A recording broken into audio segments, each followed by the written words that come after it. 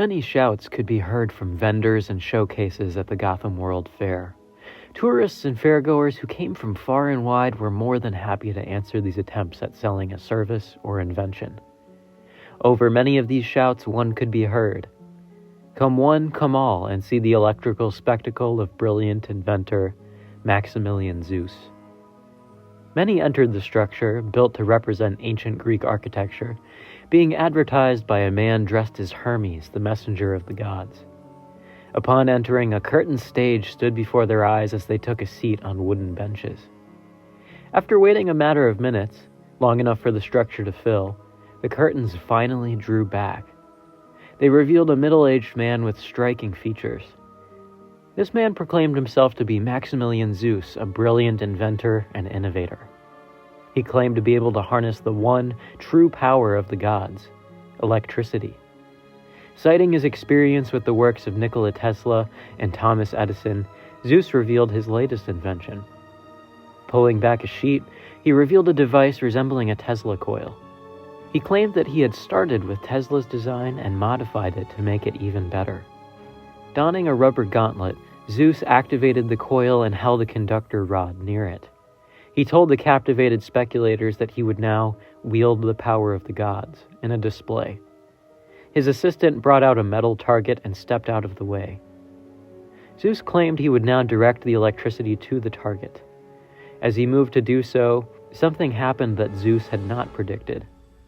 The golden watch in the pocket of a bystander conducted the electricity wielded by Zeus.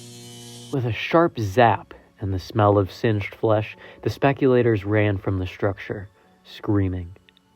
Zeus sank to his knees in shock as he stared at the burning, twitching body of the pocket watch's owner. Prior to this harrowing event, Maximilian Zeus had been deeply involved in the electrical revolution. Zeus had grown up in America. As a young boy, he had always been fascinated with tales of the Greek gods and their heroes. As he grew older, this fascination sparked a desire to create in him. Zeus was a dabbler in spiritualism and neo-paganism. He became an inventor. In adulthood, Zeus had stood with Nikola Tesla for most of what would later become known as the War of the Currents in the 1880s. Zeus struck out on his own after several disagreements over designs and safety. Tesla wanted to stress the safety of alternating current electricity, and Zeus wanted to fight fire with fire against Edison's fear-mongering tactics. Thomas Edison had been attempting to demonstrate AC electricity's danger by using it to electrocute animals. Zeus wanted to use publicity to fight back in kind. Tesla disagreed with this, and the two parted ways. After seeing the success that Tesla and George Westinghouse had without Zeus's help, he became hell-bent on proving his own tactics and ideas effective.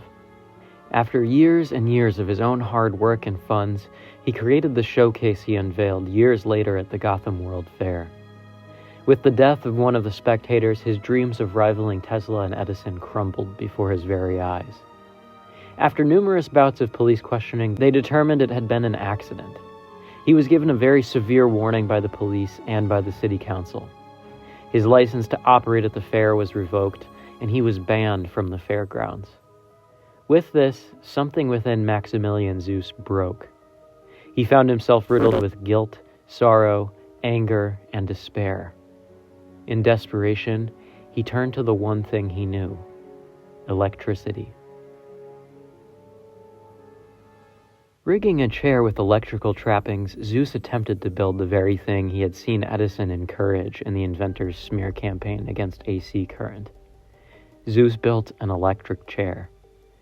He intended to use it on himself so that he would no longer have to feel the anguish he was experiencing. He would only have to use it once to bring an end to it all.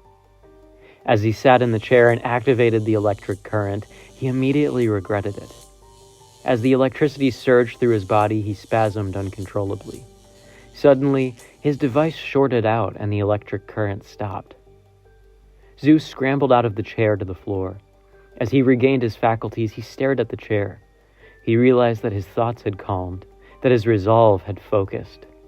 He looked at the electric chair he had built and saw it as a throne. In his own mind, the electricity had cleansed him and helped him to see his own true nature. He thought back to the stories and myths of legend he had loved so much. He fancied himself to be favored by the gods, or even among their number. He thought to himself it was no coincidence that his surname was that of the king of the gods. In his delusion, he thought that electricity held the power to ascend a person to godhood. After more preparations, he subjected himself to more electroshock sessions. With each one, his delusion grew and grew. Eventually, he believed that he was fully Zeus.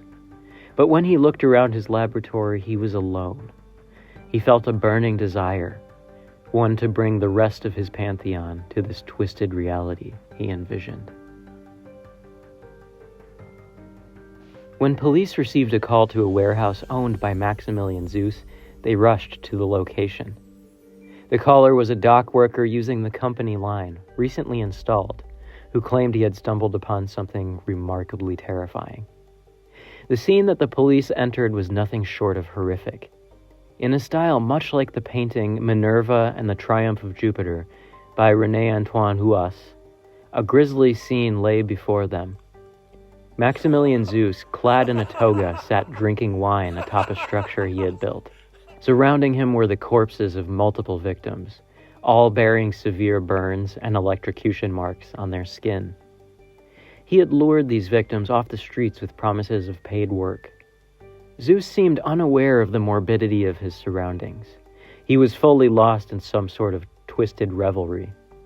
The police took Maximilian Zeus into custody, and he was eventually interred in Arkham Asylum for further evaluation. The city council, having heard of this, kept it quiet because of the fact that Zeus had already caused a tragedy at the Gotham World Fair. Bruce Wayne and Julie Madison were opposed to this, but they were outvoted. Madison in particular thought it was a hubristic call to make, and was angry with the city councilmen. Zeus, now in Arkham, was evaluated and determined to have delusions of grandeur. The staff at the asylum decided to treat him with, ironically, electroshock therapy. This only served to deepen Zeus's resolve and his new identity. Zeus had his sights on one person in particular, someone who he deemed in his mind to be the Hades to his Zeus. This person was the elusive Batman. Zeus longed for the day he would clash with his so-called brother, and knew that it would be a reckoning to rival that of the gods and the Titans.